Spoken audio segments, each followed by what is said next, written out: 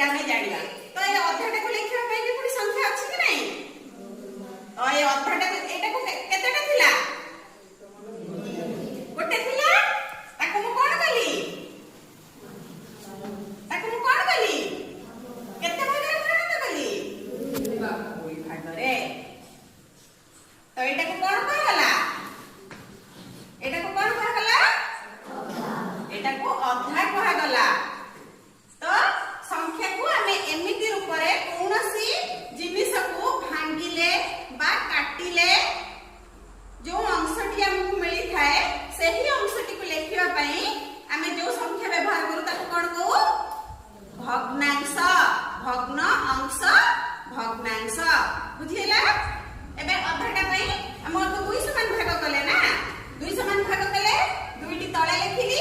जिनसटे ताको केते देथिली दुई समान भाग ताको केते देथिली खंडे देथिली ना तो तेनु करी ऊपर 1 लिखिली तो एटा को हम केमती पढिबा एटा जो 1 विभक्त 2 रहिला ए 1 विभक्त 2 रे एटा को विभक्त चिन्ह कहा जाय कोन कहा जाय विभक्त एटा को कोन कहा जाय हर कोन कहा जाय हर ऊपर एटा को कोन कहा जाय लव लव कहा जाय तो हर कहले कोन बुझ माने जेते समान भाग कले हम